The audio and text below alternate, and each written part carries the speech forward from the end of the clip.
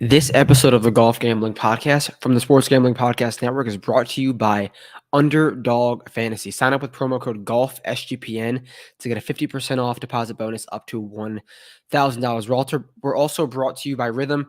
Start crushing the CFB and the NFL with Rhythm. Get your 7-day free trial by going to sportsgamblingpodcast.com/RITHMM. You know what's crazy? College basketball is back. If you aren't already subscribed to this college basketball experience for their daily picks podcast, breaking all the plays down. You guys know if you're an SGPN fan, they have some great stuff over there. So thank you for tuning in.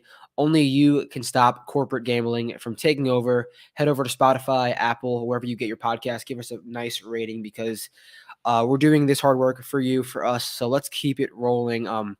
Let's get right into the show. I know it's a new era of the Golf Gambling Podcast, and we'll get into that more in tomorrow's episode.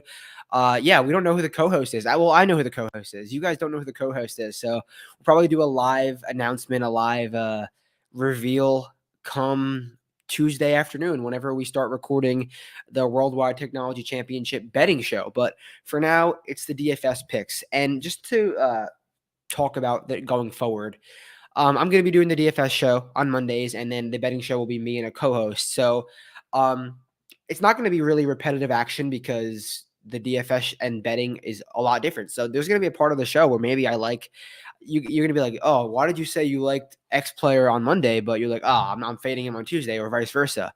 Well, two reasons. Because betting and DFS are different, and then also like I got to Vic lap something. So if I fade someone on one day, maybe I'll play him the next day. But we will see. So let's not waste any time. It's been a crazy 2 weeks for me, for the Golf Gambling Podcast, for everyone. I would assume just life always hits you at the craziest times, and but we will bounce back. We will continue grinding with what we have and bounce back in a big way going forward. So let's not waste any time. Let's bring up the DFS board and get into the WWT. I kind of want to say WWE. Let's call it the WWE Championship down in Los Cabos, El Cardinal. A golf course that we have not seen for plenty of years, but we have a little bit of data over the last few years. They've played this event, and it is an event that you have to make a ton of birdies. No one's going to be saying, get ready to be in for some windy conditions. I mean, even if it's windy, there's going to be birdies needed to be made. So I'm not going to go through really the course. That is not what this show is about. This is more player by player focus. See who I like, see who I don't like, early ownership projections, stuff like that. So when you get to the top of the odds board, or the DraftKings board, you see Max Grazerman at 10,400 and Cameron Young. And those are the two golfers above $10,000. And heading into the week, I don't think anyone would have pegged Grazerman to be the most expensive golfer on this DraftKings slate. But look where we are. And he's coming in some decent form. He finished runner-up with the Zozo Championship. He has another runner-up at the Wyndham, another runner-up at the 3M Open. So he's been playing good golf the last few months, and no one's going to fault him for that or say that he's not, because he is. He made a ton of birdies at the Zozo Championship, just couldn't quite catch Nico in the end. But what Grazerman is doing is really, really solid golf. He's doing it in different ways. He's gaining strokes in different areas. The only thing that he's really been struggling on is around the green, which is virtually meaningless at a course like this and in most birdie fest to begin with. But he's near 2 strokes off the tee, over 2 strokes on approach. Like, that's solid on a weekly basis. He had some a rough go with the approach in the playoffs at Castle Pines, but he's kind of written the ship, and he's played well, obviously, with that T2 at the Zozo. So having 3 T2 finishes in your last 4 or 5 starts, that's good golf, and no one's going to fault him for that. But is he worthy of being the highest priced golfer? I don't believe so, because guys like Cameron Young, I think, are just more. I wouldn't say Cam Young's a better golfer. I would say Cam Young has a higher and safer floor. I really would.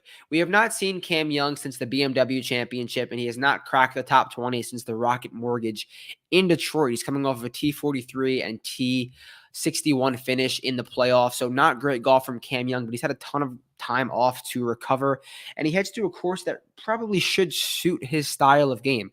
Because what do we know about Cam Young? He's an absolute bomber off the tee. And this is a golf course where you could rip driver a ton of times, just send it as far as you want to do it.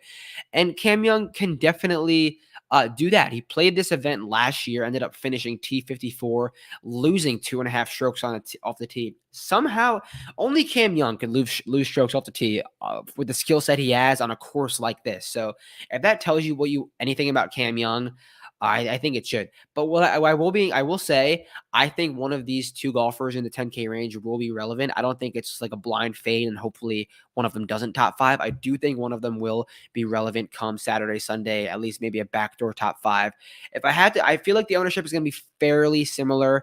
I wouldn't mind going to Cammy or going to Grazerman just because of the he's got that he's got the fall reps, whereas Cam Young has had the time off, which could also be good for him. But I like that Graceman has had those fall reps. He shouldn't have he shouldn't have a round of rust. He should just be ready to go. So I prefer Grazerman over Cam Young, but I really don't love either of them. So let's get down to this 9K range. See if I can make the screen a little bit bigger so you guys can see. All right. 9K range, we have Ben Griffin, 9,900, all the way down to J Spawn. Definitely an interesting range. Definitely some names who will be in the mix come Sunday. So Ben Griffin, a golf course that, well, this area of the country, Ben Griffin has done all right on. He did not play well here last year, but like you get Ben Griffin on one of these resort courses, he usually does all right. I'd prefer him on a shorter, more narrow course. So that leaves us with Beau Hossler, Doug Gim. Beau Hossler is a guy who loves the fall swing. He's got a ton of starts, T23 or better in 3 of his last 4. Then he's got another T12 in the start before that. That came at where was that? The window, is that the window? Okay, that was dating back a little bit. Sorry. But Beau Hossler, just a guy who loves the fall, a guy who will be relevant in the fall, and a guy who needs these starts. Like the last 2 years, Beau Hossler's played like damn near every fall event, it seems, and he's been playing good because it feels like he really, really cares. I will say the ball striking from Beau Hossler is not great at all. Beau Hossler looks like he is just relying on the putter, which he more times than not is. So I don't know if I love this upper 9K range. And I don't know if I love Beau Hossler. Now, Doug Gim, of course, Doug Gim loses strokes on approach. The first time he's 30-1, the first time he comes off of a runner-up. So Doug Gim has a really good week at the Shriners. Remember, we were on him at 55-1, and he was a DFS play for us as well. Finished runner-up, 1 stroke back from JT Poston, couldn't quite get over the line. And then he's chalky at the Zozo Championship. He's sub 40-1, and the man loses strokes on approach for the first time since March.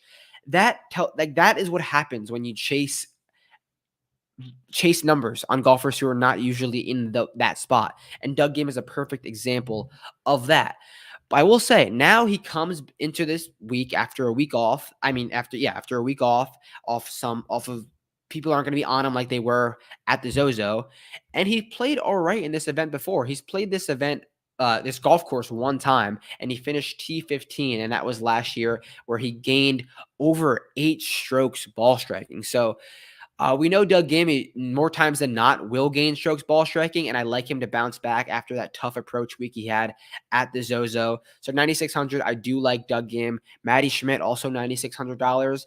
He's having insane results. 3rd place at the Shriners, 5th place at the Black Desert. He has nowhere to go but back down. Like Schmidt's results are virtually peaking. I doubt he's going to go 5th, 3rd win or 5th, 3rd, 2nd. So I think he's going to be a fade based off that. Like his baseline's gotten higher. He's playing good golf, but I just do not see him keeping that up. So I prefer Gim over Schmid at that $9,600. Lucas Glover, $9,500. He finished T38 in this event last year, and he's also coming off back-to-back T3 finishes. Lucas Glover, I think, has a safer floor or higher floor than Matty Schmid does, so I prefer him over Schmid as well. He's doing all right in terms of the ball striking, but the putter, he's He's gained in 2 of his last 3 starts. Now, Lucas Glover at the Black Desert gained 13.5 strokes on approach. I know we talked about it after that Black Desert, but I just have to note that that's one of the best approach weeks of his career.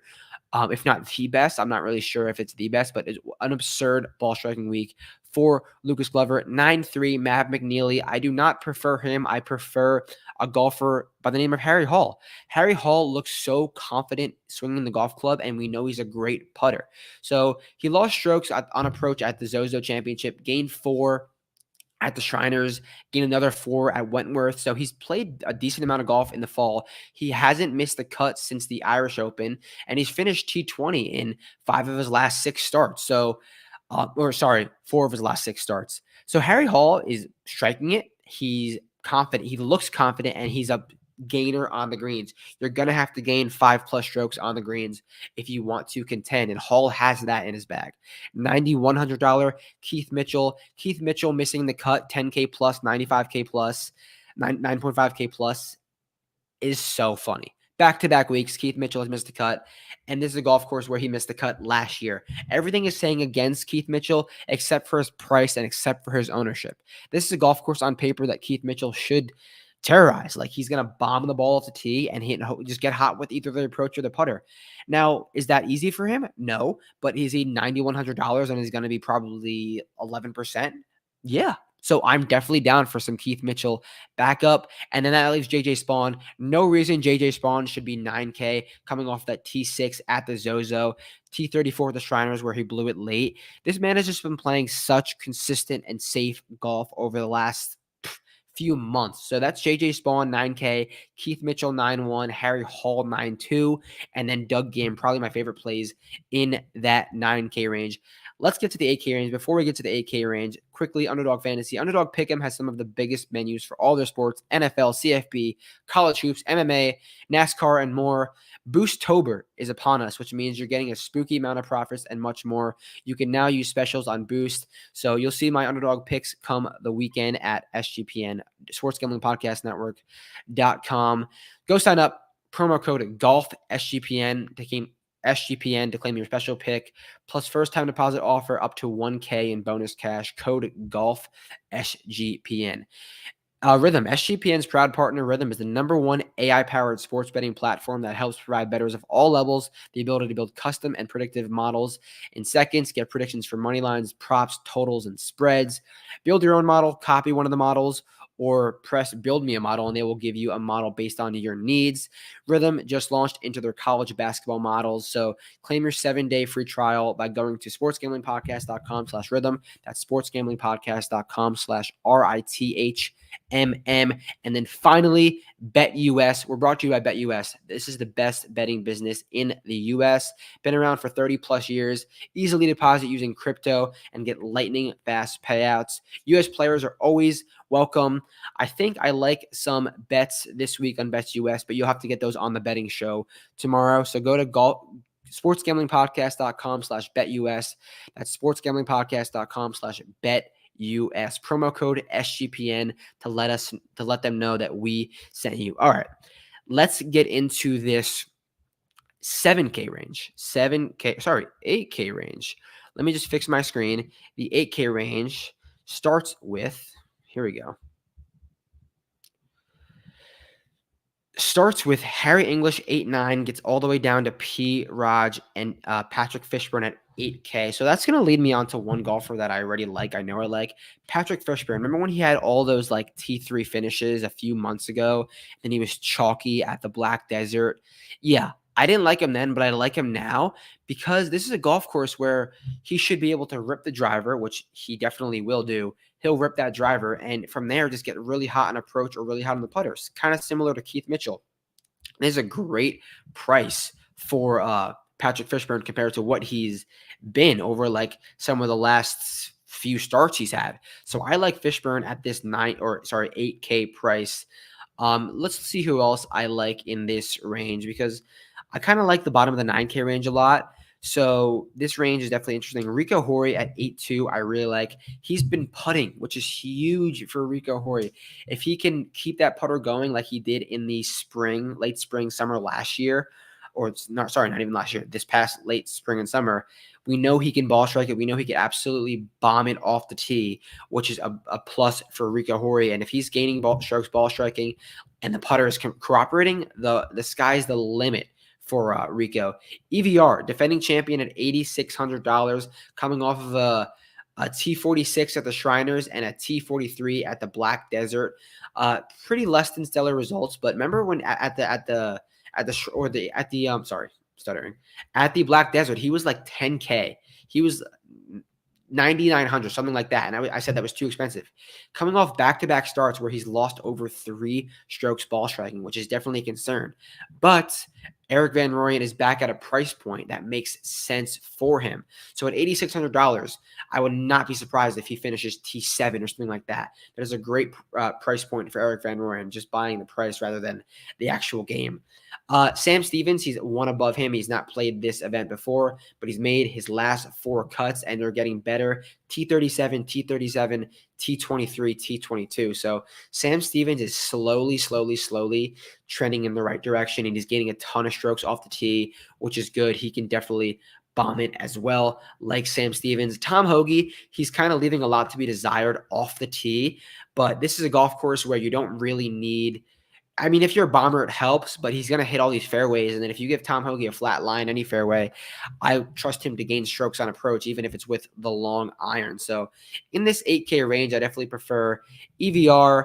I don't mind Hoge, Horry, and Fishburne. Those are my 8K bullets. Let's go down a little bit. Let's get into this 7K range. So 7K starts with Daniel Berger. I'm not sure I like him, but you're getting a good price dip off after where he was after that one good start he had. I believe that was the Sanderson, but that course made so much sense for him. I like this course better than what we've seen the last 2 weeks for Berger, so it should be all right, but I definitely really like the golfer underneath him, Austin Eckroat. He's now gained on approach in 4 straight starts, and that's his X factor. If Austin Eckroat can start gaining strokes with the irons, he can get dangerous. He can get really dangerous. We saw him win after gaining strokes on approach. So we know he's going to hit every fairway. Look for Austin Eckroat to gain strokes on approach and hopefully have a good week. And then down to $7,700, Neil Shipley. He is a golfer who makes the most out of his starts. He doesn't have full status on the PGA Tour, but he's been crushing the PGA Tour Americas. I believe he has 4 T20s in his last 5 starts on the PGA Tour Americas, which at the end of the day, this field is not strong by any means. He shouldn't be intimidated, and it's a golf course that is pretty big, and he could definitely bomb the ball out there and make some birdies. I do worry. I don't know if I love Neil Shipley in Birdie Fest, but at $7,700, I definitely expect him to make the cut and do something all right.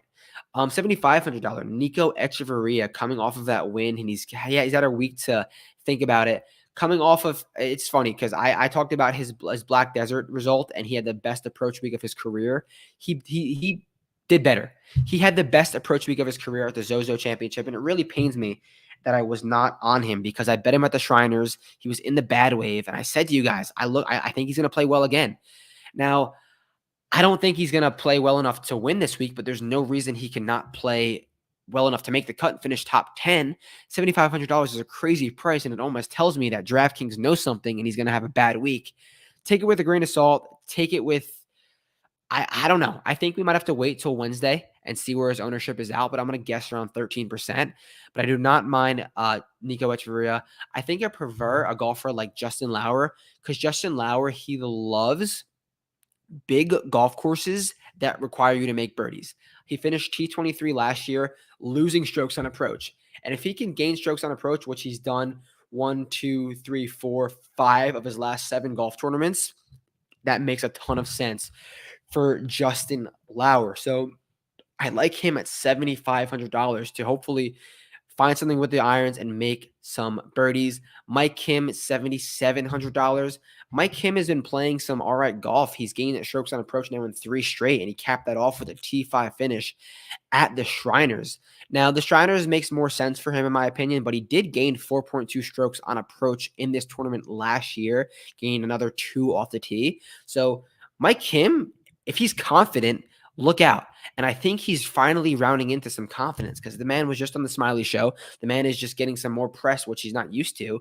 And he's got good results and good strokes gained coming into the week. So I do not mind Mike Kim at all. It's $7,700. Bottom of this 8K range. This is a toasty golf course for sure. Anytime you can bomb it off the tee and have to make birdies, that's where you want Alejandro Tosti. He's got no course history here, but he's got back-to-back made cuts, and he's coming off of his best approach week since the Charles Schwab Challenge in May. So Toasty gained 5 off the tee last week, gained 5 off the tee in back-to-back starts. He's hitting the ball well, and it's a golf course that makes so much sense. We're in a birdie fest, which is what he likes, a Spanish-speaking country. Toasty should feel at home. One of my favorite plays down the bottom of the 7K range. I also don't mind Alex Smalley at 72 or Joseph Bramlett at 72. Alex Smalley has made 3 straight cuts for just the second time of 2024. And Alex Smalley is a guy whose back's against the wall, needs to get his card, needs to keep playing good golf, and does not mind making birdies. Whereas Joseph Bramlett is a guy I like skill set wise, bomb the driver, and hopefully make a few birdies. Cameron Champ, 7K. There's a few golf courses on the PGA Tour that Cameron Champ can make sense at, and this may just be one of them. Only trip here was a made cut where he gained 3 strokes on approach. Cam Young does not gain 3 strokes on approach. That was the last time he's gained 3 strokes on approach was this event last year. So Cam Champ. If I said Young before, I meant Champ. Cam Champ doesn't make a ton of sense, but he should be confident heading in to this week. All right, 6K range, give you a few guys who I think can make some noise. What about the big rig? The big rig at $6,700, coming off of a great Korn Ferry Tour season in which he won twice and he got his card. So Harry Higgs should be excited to be back on the PGA Tour on a golf course that should make sense for him. Garrick Higo, $6,500. He showed some decent things of late. He did miss the cut at the Black Desert, but he made the cut at the Shriners Open where he started off really hot. He gained 4.8 strokes to the field in round 1 and then really faltered. I think the win was a big factor for that. But Higo saw something go through the hoop. I think he could be a little confident. And then $6,300. Kevin Doherty, one of the longest drivers on tour, can definitely take advantage of that skill set on a course like this. And in this range, you gotta look for skill sets and not really form or anything crazy because you're dumpster diving here. So Kevin Doherty, 63, is probably my other favorite 6K play. That about wraps it up. That's the DFS preview. If any questions, you know where to find me. Betting show tomorrow. But please give me feedback. I want to know what you guys want to hear. I know I talk fast. I know I just pound through things. You need me to slow down. I could do that for you. Just talk in the Discord because it's a new era of the Golf Gambling Podcast. I want to be the best version of myself that I can be for you guys, and I want to help you win bets. I know we've won together in the past, but let's do it again. You guys know where to find me. I'll catch you guys tomorrow. Peace out. Let's be great.